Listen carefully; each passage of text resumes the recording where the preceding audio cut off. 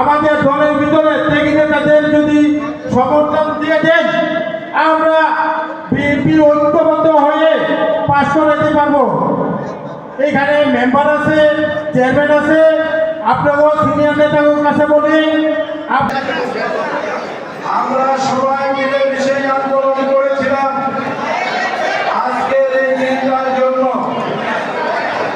আল্লাহ রাব্বুল আলামিন আমাদেরকে আজকের এই দিনটা ফিরে দিয়েছেন।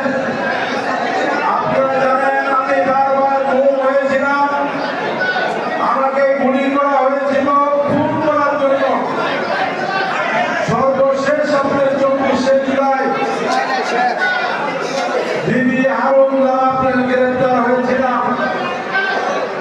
অনেক নির্যাতন নিপীড়নের পরেও আজকে বেঁচে আছি, এটাই আল্লাহর কাছে শুকরিয়া আদায় করি।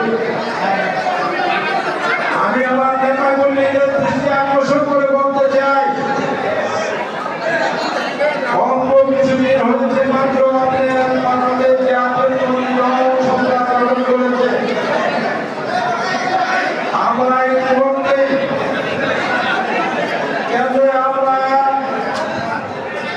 নেতৃবৃন্দের সাথে আমার কথা বলেছি,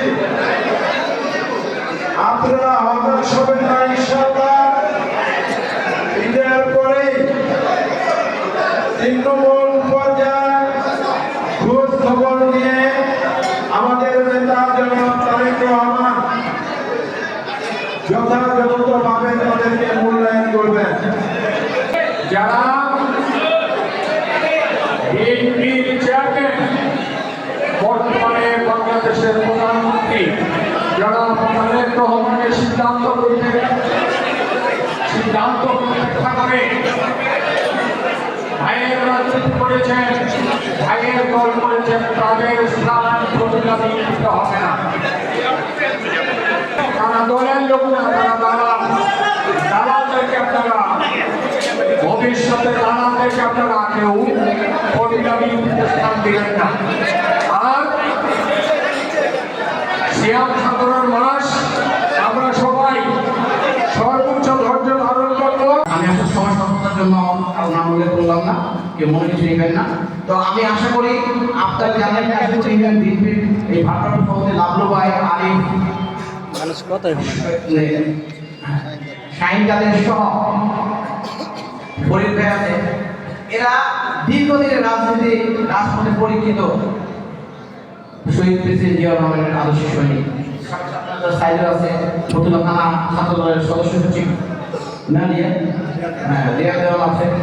তো আমরা আপনাদের কাছে অনুরোধ করবো, আমাদের যারা অঙ্গ সংগঠনের নেতৃবৃন্দ আছে, বিএনপি নেতৃবৃন্দ আছে, তারা আপনাদের এই কাশীপুর ইউনিয়নে আগামীতে স্থায়ী নির্বাচনে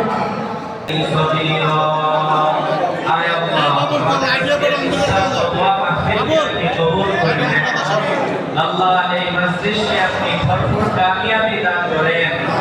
আল্লাহ আমার ভাইদেরকে আপনি জননেতা ও জনসেবক হিসেবে বিসমিল্লাহির রহমানির রহিম।